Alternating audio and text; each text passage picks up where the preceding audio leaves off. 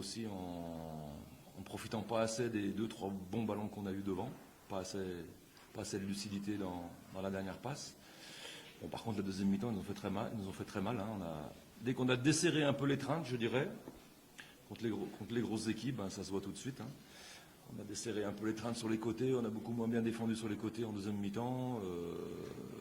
Même, comment dire, tous les ballons, tous les centres qui sont arrivés, les ballons dans l'axe, on n'était pas au point de chute. On a eu un déficit à ce niveau-là, c'est certain.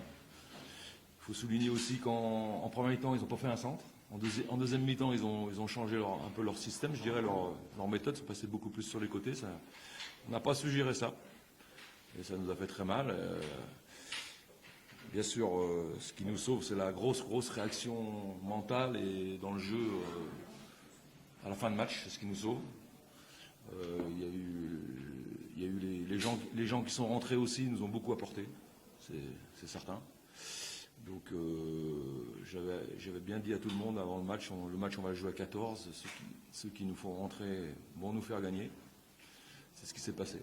Mais c'est pas facile de rentrer dans des matchs comme ça, c'est pas facile de se préparer à rentrer dans des matchs comme ça. Je crois que les joueurs ont fait l'effort mental de le faire et c'est ce qui fait qu'on a fait un petit exploit entre guillemets aujourd'hui. Voilà.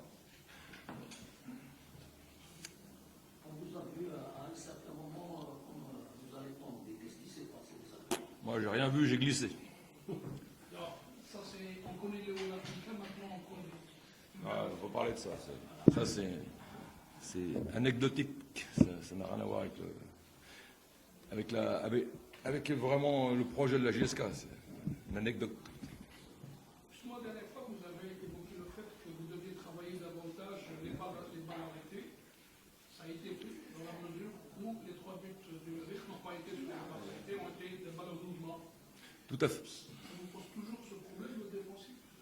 Oui, il y a des. Bon, le rapport de force n'est pas le même entre le Méric et Majo Biskra, où c'est vrai qu'on avait eu un déficit sur les coups de pied arrêtés défensifs.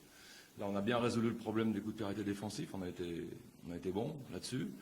Après, c'est un autre rapport de force, c'est pas comparable.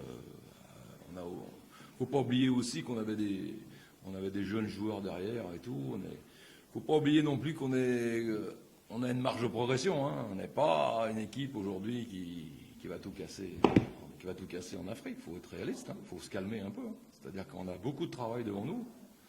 C'est la reconstruction, c'est un projet qui commence seulement. Hein. Et d'avoir sorti tout de suite El Méric, après il y a encore beaucoup de travail. Hein. Une marge de progression. Vous restez toujours dans le continent. Est-ce qu'on peut dire qu'Apollo aujourd'hui est mis sur orbite pour cette lune? Vous passez par Oroya, la Liberté. Oui, Oroya, faut voir ce que ça représente Oroya. Hein. Oroya, c'est les 2 dernières saisons, ils sont passés la phase de groupe, ils ont été en quart de finale, les 2 dernières saisons. C'est un club émergent en Afrique, qui a comme pour modèle Mazembe, le même type de président, exactement la même chose, je connais très bien Oroya. C'est les meilleurs locaux, c'est-à-dire l'équipe nationale Cannes, plus 7-8 internationaux de très bon niveau. Donc il faut voir ce que ça représente. C'est-à-dire que c'est pratiquement la même chose que le Méric, hein, au niveau du niveau. Il faut se rendre compte des choses. C'est un club émergent, comme l'est la JSK. Quand je dis émergent, c'est pas tout à fait pareil, parce que la JSK a une grande histoire, un grand passé, ça, personne ne lui enlèvera. Mais il ne faut pas oublier que ça fait 11 ans qu'on n'est pas arrivé en Afrique, qu'on n'a pas fait de Coupe d'Afrique. Donc, quelque part, il y a une émergence, mais tout ça, il faut que ça soit progressif. Il ne faut pas oublier qu'il y a 2 ans, la GSK jouait le maintien en Ligue 2, algérienne, en Ligue 1 algérienne, le maintien. On ne va pas nous demander de gagner la Ligue des Champions cette année. Il faut être réaliste. Hein. Votre compatriote Leboeuf a fait une déclaration dans un spécial télé.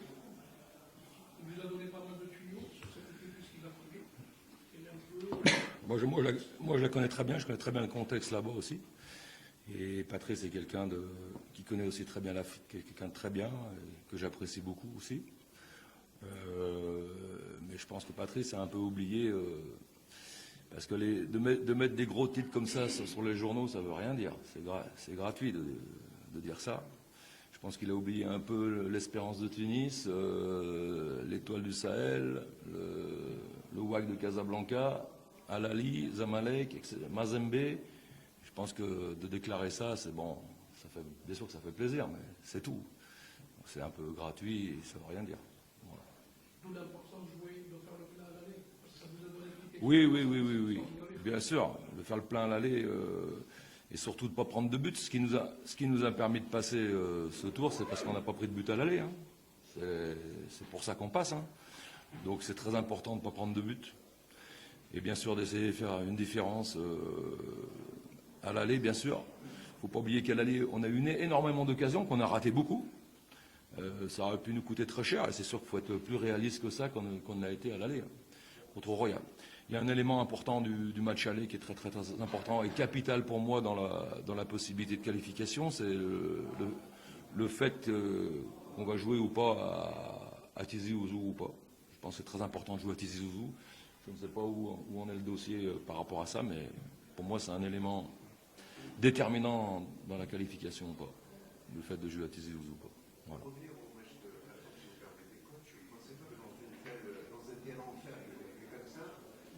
Bénéficier d'un arbitrage correct, du moins assez honnête et courageux. Tout à fait, moi, c'est vrai. Je suis entièrement d'accord avec vous, c'est une bonne remarque. Moi, je me suis un peu énervé après le pénalty, mais en fait, j'avais mal vu l'action, et quand je l'ai revu, je me suis dit, j'aurais mis le culpa, j'aurais pas dû m'énerver, et c'est vrai que des fois, dans le feu de l'action, on voit pas tout. Moi, j'avais surtout observé l'action de Walid Ben Cherifa, et bon, Walid n'avait rien fait, donc je me suis dit, tiens, mais à culpa, et il a fait un très bon arbitrage. C'est ce que je dis, il y avait pénalty contre nous, et après il a sifflé le pénalty à la fin. Donc, rien à dire là-dessus. C'était justement votre intervention. Oui, beaucoup. Parce que, bon, vous connaissez les anciens de la GSK.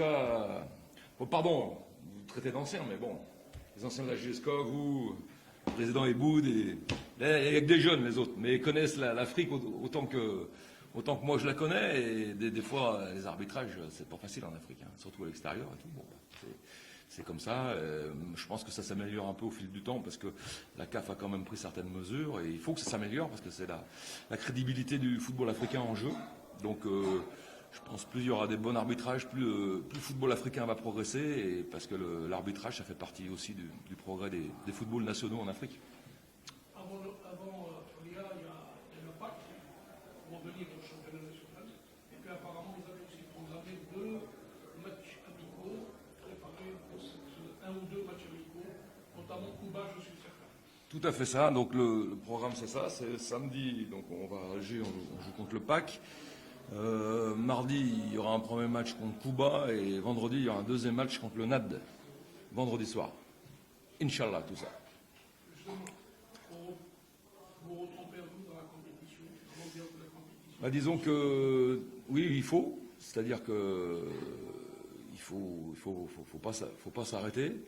C'est-à-dire que le NAD, c'est un match, comment dire, bah, bien sûr très difficile, même de niveau africain, parce que on a vu que le NAD, ils sont arrivés pour la première fois dans leur histoire au niveau africain et qu'ils se sont bien comportés, ils sont passés. Hein. Voilà, bah, c'est un gros match encore, mais bon, on est là pour ça. Ensuite, les 2 matchs suivants, hein, c'est pour garder vraiment le rythme de compétition, comme il n'y a pas de match de championnat et que c'est la trêve internationale, donc c'est très important de garder. Donc là, ce qui est intéressant à travers les 2 matchs, c'est qu'on va pouvoir faire jouer tout le monde. C'est-à-dire les 26, 27, parce qu'il y a des gens à l'intérieur de l'effectif qui ont besoin beaucoup de jouer, qui n'ont pas beaucoup joué depuis le début de saison, et c'est aussi l'intérêt de faire 2 matchs la semaine prochaine. Haddadi qui s'impose aujourd'hui comme élément clé, vous en serez privé samedi? Oui, bon, moi je réagis toujours en termes d'effectifs que plutôt d'équipe type ou d'individualité. On a un effectif pour faire face à ça. Même si on est content du travail d'Haddadi aujourd'hui, mais c'est le groupe qui compte. Il y a beaucoup de rotations à travers l'équipe.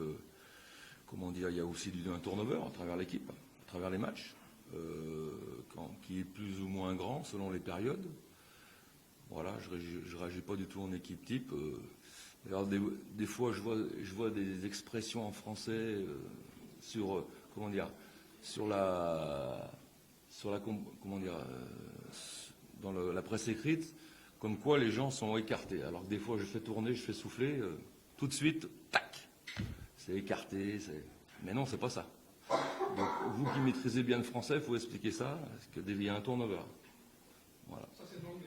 Ça, c'est de l'anglais. Pardon, ouais, pardon. Vous permettez, l'équipe du Parado a perdu plusieurs bons joueurs cadres cette année et qui a de la peine à démarrer le match de Oui, oui, c'est juste. Ils sont dans une mauvaise passe, c'est vrai. C'est une équipe qui a fait une très bonne saison l'année dernière avec du jeu. Moi, j'ai suivi. J'ai suivi les championnats. J'étais pas là, mais j'ai suivi le championnat algérien l'an dernier. Après, on connaît la vocation du Paradou. La vocation du Paradou, c'est une vocation de club formateur, qui fait jouer des jeunes de talent, qui éclosent au fur et à mesure du temps. La preuve, c'est qu'ils ont fait des très bons transferts cette année encore, l'an dernier aussi. Donc voilà, c'est une équipe qui a aussi une marge de progression. Bon, ils sont dans un mauvais espace, c'est à nous d'en profiter, d'appuyer là-dessus. Et surtout que nous, on est plutôt dans une bonne passe, mais attention, c'est une équipe à prendre très très au sérieux. Voilà. Ils ont fait une très bonne prestation au match aller de la Coupe d'Afrique. J'ai vu les images du match retour et c'était pas facile. Sur le terrain qu'on va jouer d'ailleurs, au Roya, sur un terrain très compliqué avec la saison des pluies. Donc ils ont perdu 1-0, mais j'ai vu le match, c'était un match difficile. Et ils ont tenu le choc et c'était un match difficile. Voilà. Pour revenir au Roya, vous savez pertinemment, vous êtes bien placé, vous l'avez dit que c'était un club d'envergure avec plusieurs internationaux. Vous avez la chance que ce club a été drivé, coaché par deux compatriotes à vous, M. Zwenka et Patrice Neveu. Peut-être moyen de se faire piloter, non? Oui, bien sûr, mais je le répète, moi je connaissais un peu d'avant parce que bon, j'ai des relations là-bas en Guinée, je connais beaucoup de monde, et même il y avait à un moment donné, il y avait un membre du staff technique, préparateur physique avec lequel j'ai travaillé, je connais bien le contexte là-bas. J'aurai tous les renseignements qu'il faut, ne vous inquiétez pas. Voilà. Il faut préciser que 7 internationaux étrangers. Oui, alors on peut parler du protectionnisme algérien en la matière. Là. Parce que nous on a le droit à 2 et on n'en a qu'un, nous, en plus. Et on en avait 0 au premier tour. Vous êtes d'accord? C'est tout est dit. Nous on était à 0 étrangers au premier tour, nous. Là on en a 1. Voilà. Et les autres en ont 7, 8, 9, 10. À Mazembe, ils ont 12. Quand j'étais à Mazembe. Donc, protectionnisme algérien, c'est pas facile pour les clubs. Moi, ça reste quand même, ça reste un peu relatif, dans la mesure où à l'époque, je me rappelle, le pôle transport de Garoua avait toute une pléiade d'internationaux étrangers. Oui, bien sûr, ça dépend de la qualité des étrangers, bien évidemment. Mais ils prennent dans les pays limitrophes les meilleurs joueurs. Non, c'est pas. Et alors Mazembe, vous croyez pas qu'ils prennent. Alors eux, ils prennent les meilleurs, mais d'Afrique. C'est même pas les pays limitrophes. Donc c'est comme ça. Mais bon, on fait avec. On va pas se plaindre.